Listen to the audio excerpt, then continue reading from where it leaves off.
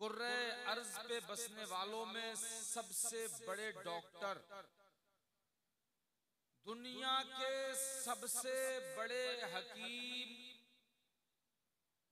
कायनात में सबसे महान बुद्धिजीवी व्यक्ति,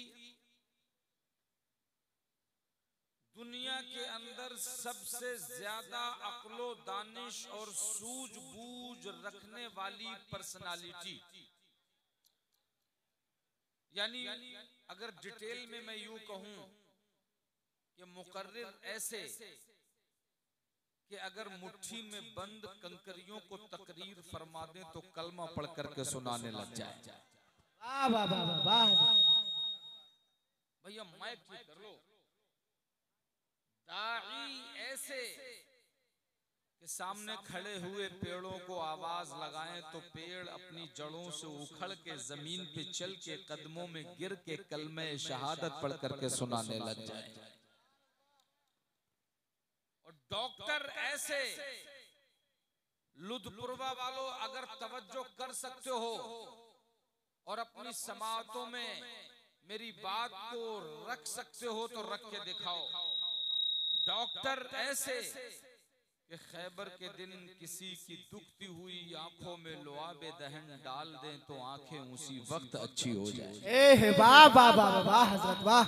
और सर्जन ऐसे कि जंग में एक सहाबी की आंख तीर लगने की वजह से निकल के गाल पे लटक जाए, लोग कहें अब तो ये बेकार हो गई, काट दो, लेकिन वो कहे कि नहीं, अपने करीब बुलाए, अपना लुआबे दहन लगाएं, वापस उसी जगह आंख को उठा के रख दें। आंख वाला कहे ऐसा तो बचपन में भी दिखाई नहीं देता था जैसा अब नजर आ रहा है।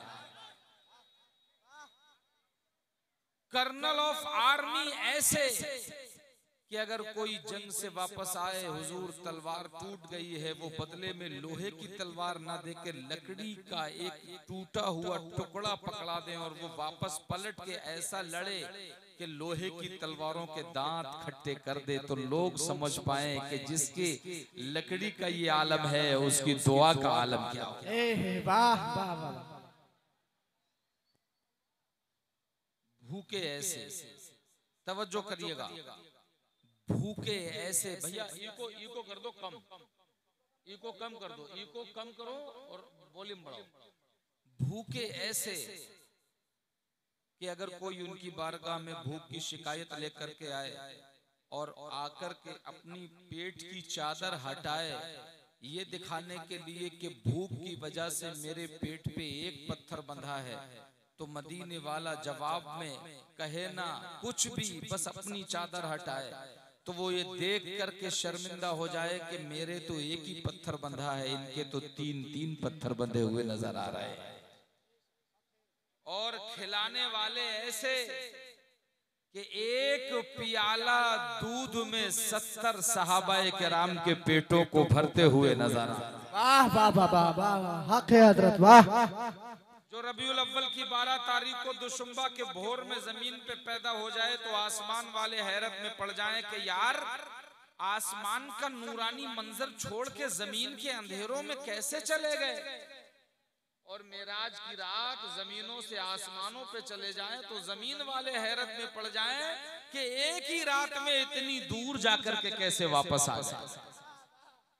यानी श्रेष्ठतम, सर्वोच्चतम, गुरुतम, प्रजाधनम, पुरुषोत्तम, महानतम, मनोहरम, अति सुंदरम, यानी जनाब मोहम्मदुर रसूलुल्लाह सल्लल्लाहु ताला अलैहि वसल्लम की बारगाह अक़दस में गुलामी का सबूत पेश करते हुए बुलंद आवाज से दरूद पाक पढ़ें। अल्लाहुम्मा सल्लि अला मुहम्मद व अला आलि मुहम्मद कमा सल्लैता अला इब्राहीम व अला आलि इब्राहीम इन्नका हमीदुम मजीद। अल्लाहुम्मा बारिक अला मुहम्मद व अला आलि मुहम्मद कमा बारकता अला इब्राहीम व अला आलि इब्राहीम इन्नका हमीदुम मजीद।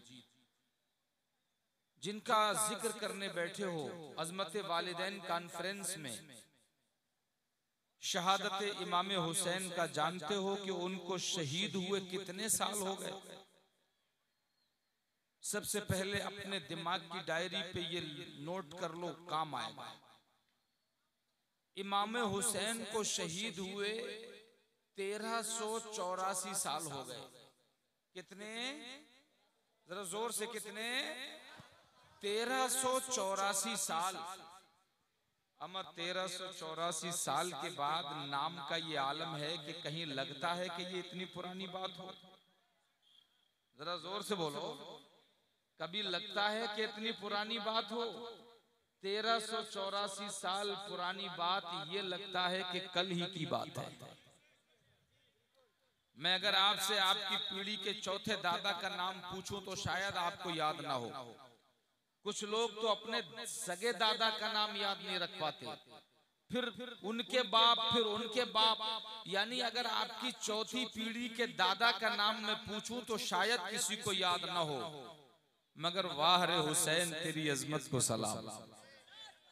जरा ऊंची बोल के दिखाओ यार, वाह वाह, सुभान वाह रे अल्लाह, वाह। हुसैन, तुम्हारी अजमतों रिफातों को सलाम।